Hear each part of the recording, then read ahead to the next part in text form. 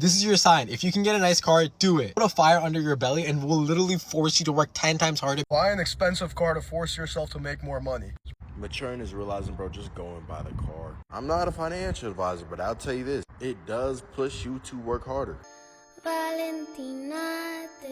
So today we're going to be looking at a psychological trick, all right, or a mindset that I've recently encountered on TikTok. And pretty much the basic idea is that you should buy an expensive car when you're younger to make yourself work harder. It's kind of like a motivating, pushing force, right? So you're buying this expensive vehicle that you can't really afford to motivate yourself to work harder because you don't want to lose the vehicle. I can see the logic that fuels this way of thinking, but we're going to go into why I don't think it's a valid mindset, and I think that a lot of people should avoid that as the video progresses. So let's go ahead and start off with the first video I have here. Expensive cars make you work harder.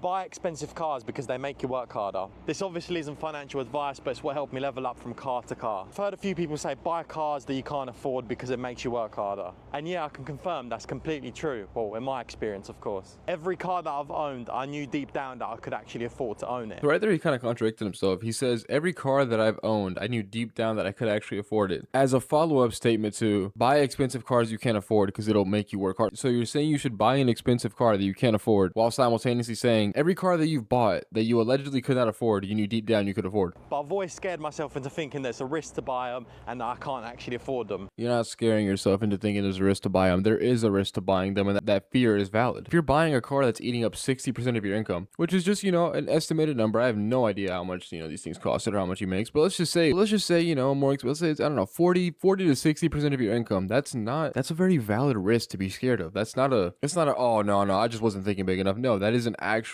genuine concern. Especially when it came to the maintenance side of things, because some cars are very expensive to maintain. For example, I owned my Audi S5 for around a year and it kept on breaking non-stop, which in turn racked up some pretty expensive repair bills. This car specifically made me work even harder and it made me find new ways of making an income. And I mean, yeah, these are all valid things to consider, right? Because on top of buying the inherently expensive car, you're also going to be paying more in gas because it's probably fast. It might require a higher quality fuel. The maintenance costs for the parts are probably insane, and the insurance is definitely higher, especially if you're young and a male. He ends up the video by saying don't get a really expensive supercar, if you're only making a couple $1,000 or dollars, which is cool. So it's not all terrible advice. I get the idea behind it. I don't know, the idea behind it is cool and all, but one of my biggest issues with this is just why throw everything into something as unpredictable or unreliable as a car, right? Cars break down. They just do. That's gonna happen. Doesn't matter what brand you get. It's just a part of owning a car. Something's gonna go wrong with it at some point. Either that or you sink money into maintenance. At some point, it's going to cost you to operate it. Also, the chance of getting into an accident, right?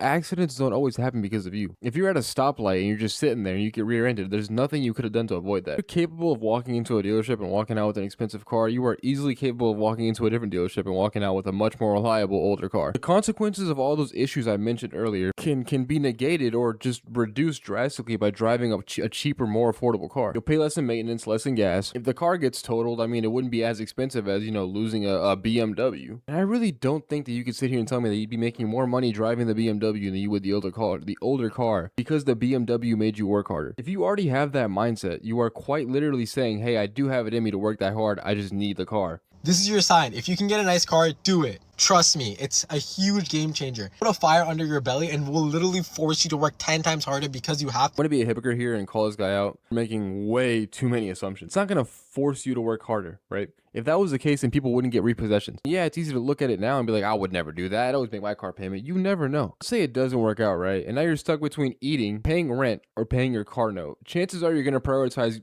your fucking house and, food over your car.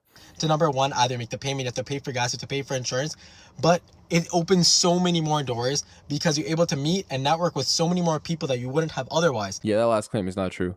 Nobody cares about what you drive. You're not gonna have wealthy people coming up to you in the parking lot looking to shake your hand and get your business card because you drive a nice car. That seems very unrealistic and almost movie-like in my opinion. I mean, I guess you could get into car meets, but what's stopping you from going into a car meet now with your Corolla and meeting people there? But outside of the car world, if you're young and you have a nice car, most people are gonna assume the opposite. Actually, they're gonna assume you're an idiot for paying for a really expensive car at such a young age. Even if you are wealthy, honestly, you're still probably gonna get judged. One of these comments says driving a nice car will motivate you to work harder and make bigger moves. You know what else will motivate you to work harder and make bigger moves? Wanting more money. Just wanting more. You don't like, okay. All right, roll the next one. Buy an expensive car to force yourself to make more money. It's probably one of the best things I've ever heard anyone say on this brain rot platform. As much as people are like, oh, save your money, don't take risks. Well, that's how you get cooked.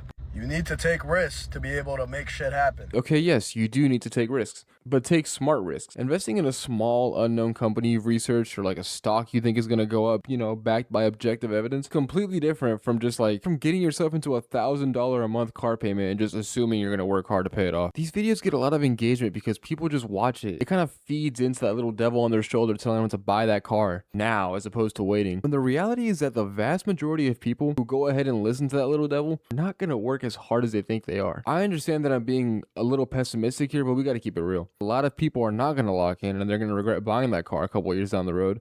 Maturing is realizing, bro, just going by the car. I'm not a financial advisor, but I'll tell you this. It does push you to work harder. I'm telling you, when I was 16, I bought this Tesla. I only had enough money in my bank account for this down payment on this car, which was around something, I think it was 6K. It was when I first started my business in high school.